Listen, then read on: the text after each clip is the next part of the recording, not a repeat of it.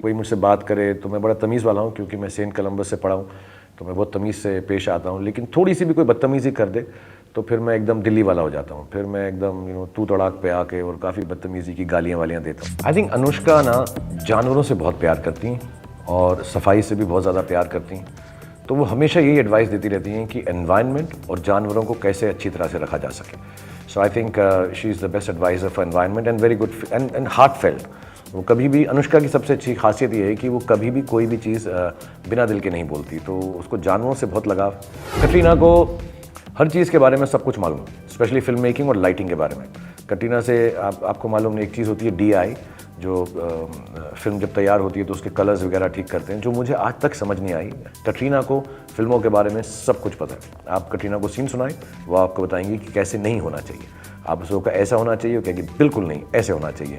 She is got advice in everything, but she is too lovable and too sweet, और उसकी advice भी जो है दिल से आती है, तो इसलिए you can't take it wrong. Anand Rai साहब खाने में एक्सपर्ट है, और वो उनका ऐसा लाइफ के अंदर ये ड्रीम है, मेरे को लगता है कि कलर येलो हलवाई की दुकान एक खोल लें, वो सबसे ज़्यादा खुश रहेंगे। He is an expert in kulcha, in bhatura, in kebabs, in chicken, in dal, in chawal, in प्याज, इन रोटी, कोई भी कहीं पर भी। कई बार आनंद साहब मुझे फ़ोन करते हैं रात को 3 बजे, सर एक बड़ा अच्छा आया दिमाग में, एक बहुत अच्छा आया दिमाग में। कह रहे हाँ सर बोलिए, वो जो सीन कल करें। सीन नहीं सर, वो तो ठीक है, आज ना मैं सोच रहा हूँ जलेबी मंगाऊंगा सेट के ऊपर सर, क्योंकि हम चैम्बूर के पास शूट कर रहे हैं। ही is an expert in food, he should have his own show, master chef and a master tester. आप चक दे जैसी पिक्चर क्यों नहीं करते? आप स्वदेश जैसी पिक्चर क्यों नहीं करते? क्योंकि मैं वो पिक्चरें कर चुका हूँ, तो फिर से वही पिक्चर करता रहूँ, वही पिक्चर करता हूँ, कोई बात हुई यार। मेरे को पहला चेक मिला था 50 रुपये का, I think, if I am not mistaken.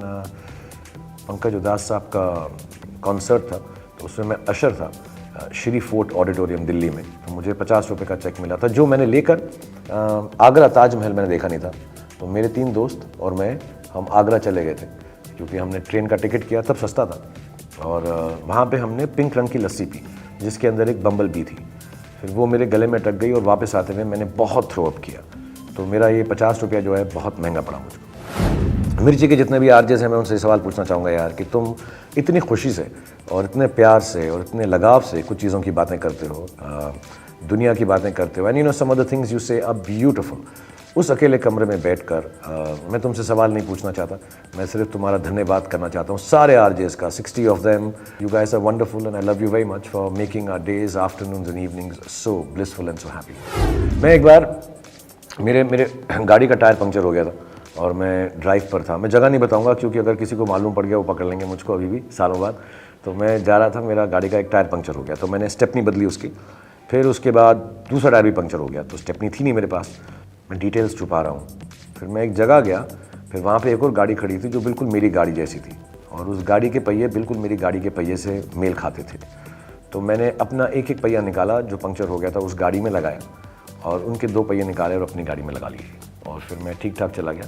मैंने नोट लिख दिया था उसके ऊपर, थैंक यू वेरी मच, और प्लीज़ आपका टायर, आपकी गाड़ी देखी, इनके टायर बहुत सुंदर है, इसे ज़मीन पे मत रखिएगा। ऐसा छोड़कर मैं चला गया था, but that's a really wrong thing. मैं डेस्परेट था यार, उसके बाद मैं कभी ऐसा नहीं करता।